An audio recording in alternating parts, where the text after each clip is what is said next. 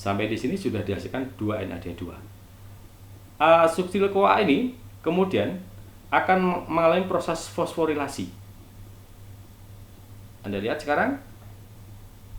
Jadi suksil-CoA dari faktor glutarat CoA masuk jadi suksil-CoA. Sampai di sini CoA dilepas lagi. Jadi ada amati dalam reaksi ini dilepas, di-cut, dilepas, di-cut ya. CoA dilepas, dan apa yang terjadi di sini? Di sini terjadi proses fosforilasi, di mana fosfat, Anda lihat di sini, terjadi ikatan fosfat. Dari reaksi ini memacu terjadinya proses fosforilasi. Ini ada GDB, GTP, ya, GDB singkatan dari guanosin difosfat. Guanosin yang memiliki fosfat sebanyak 2. Ini mengikat pirofosfat dari matrik. Sehingga GDP yang fosfatnya 2 menjadi fosfatnya 3, menjadi GTP. Nah, GTP mengikat fosfat menjadi GTP.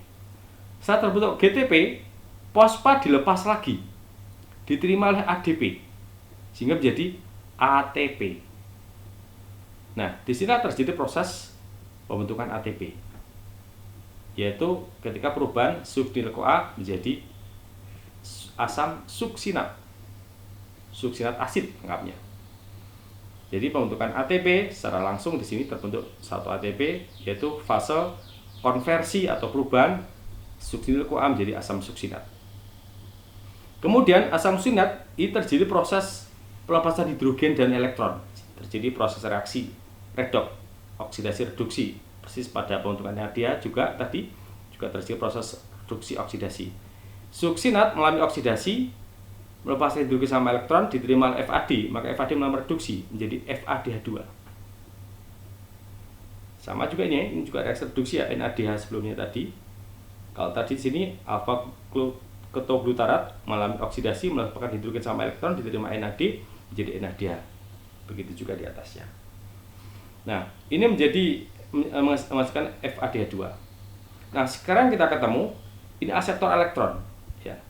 NAD itu berperan sebagai aseptor elektron pada proses reaksi redoks. Ini juga aseptor elektron, terima elektron juga aseptor elektron.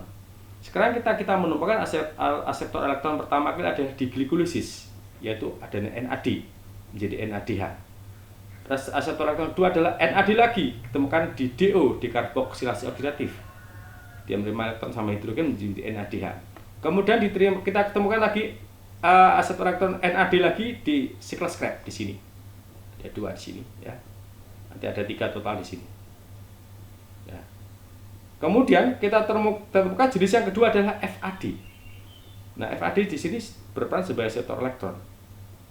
Dan karena menerima hidrogen sama elektron atau dia malah mereduksi menjadi FADH2 atau FADH saja nggak apa-apa. Setelah mengalami proses reduksi dan oksidasi atau reaksi redoks, maka di sini asam suksinat menjadi asam fumarat. Asam fumarat ini mengikat H2O sehingga menjadi asam malat. Ya. Kalau ini hidrogen dilepas, ini menerima hidrogen sama menerima H2O. H2O ini nanti akan dipecah menjadi H sama OH. Ya. Diikat dalam bentuk seperti H2O. Nah, setelah asam fumarat mengikat H2O menjadi asam malat. Asam malat mengalami oksidasi lagi dan elektronnya dilepas, kemudian diterima oleh aseptor elektron yang kedua adalah aseptor elektron NAD lagi menjadi NADH sehingga menjadi oksaloasetat. Nah, jadi oksaloasetat tadi habis karena apa? Berikatan dengan asetil-CoA terbentuk lagi. Dalam satu reaksi ini Anda lihat, ini baru satu asetil-CoA. Padahal asetil-CoA dihasilkan oleh dekarboksilasi oksidatif ada 2 molekul. Nah, dalam yang kita bahas tadi cuma 1 molekul. 1 molekul lagi belum. Reaksinya sama persis. Maka dalam satu asetil-CoA masuk siklus Krebs itu kita rinci apa hasilnya? CO2-nya dulu 1, 2, ya, CO-nya 2, dihasilkan 2 CO2, 1, 2. Kemudian dihasilkan NADH 1, 2, 3. 3 NADH dihasilkan FADH, 1 NADH, FADH dihasilkan 1 molekul ATP. Kalau 2 kali putaran, maka tinggal mengalikan 2. Karena ini harus 2 kali putaran. Karena 2 kali putaran? Karena untuk satu siklus hanya dapat menyelesaikan 1 molekul asetil-CoA. Padahal asetil-CoA dihasilkan sebanyak 2 molekul dari dikarboksilasi oksidatif. Maka dalam siklus Krebs selalu dilakukan 2 putaran untuk 1 molekul glukosa. Oke, akhirnya seperti ini. Ya, dapat Anda baca nih. Oke. Nah, seperti ini. 6 NADH, 2 FADH, 4 CO2, 2 ATP. Butuh 4 H2O. Oke.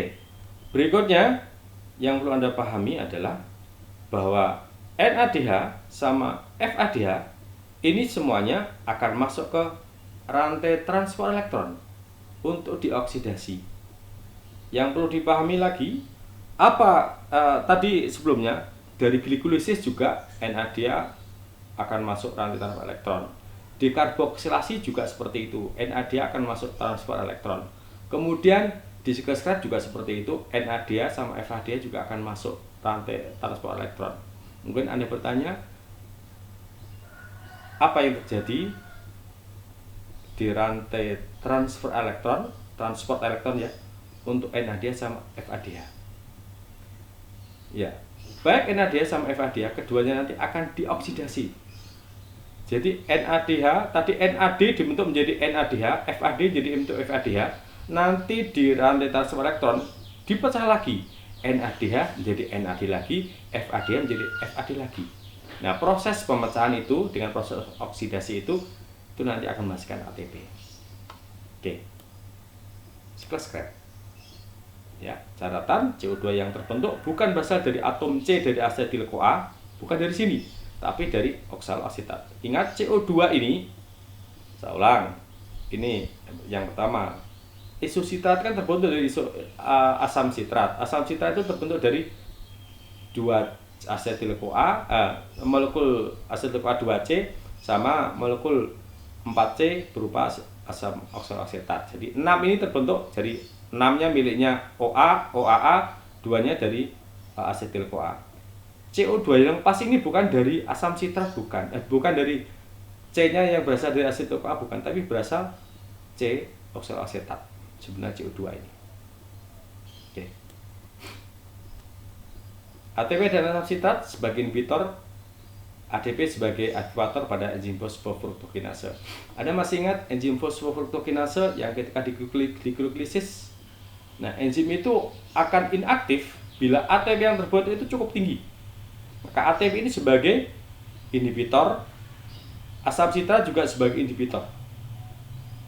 Apa terjadi? Kalau ATP tinggi, asam sitrat tinggi, maka glikolisis akan berhenti.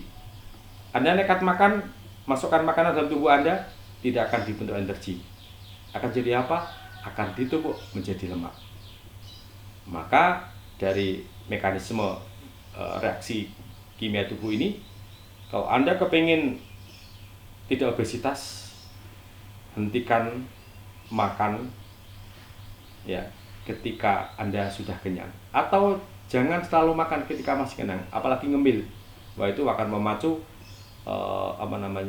obesitas yang tinggi ya. Karena apa? Ketika Anda merasa, sekarang mungkin Anda ada yang masih merasa masih kenyang ya. Maka apa yang terjadi? Glukosa dalam tubuh Anda itu tinggi. Dengan sekaligus ATP Anda itu dalam tubuh Anda tinggi. Kalau Anda nekat makan, glikolisis akan off. Karena apa? ATP sama asam sitrat ini akan menghambat, akan menginaktifkan enzim fosfofruktokinase. Dan ini akan menyebabkan glikolisis menjadi off. Anda nekat memasukkan makanan masuk ke dalam sel, tidak akan diubah menjadi energi, tapi akan diubah menjadi timbunan lemak. Maka dari fisiologi ini dapat kita ambil suatu hikmah, ya, jangan makan berlebihan, atau makanlah berhenti sebelum kenyang, ya.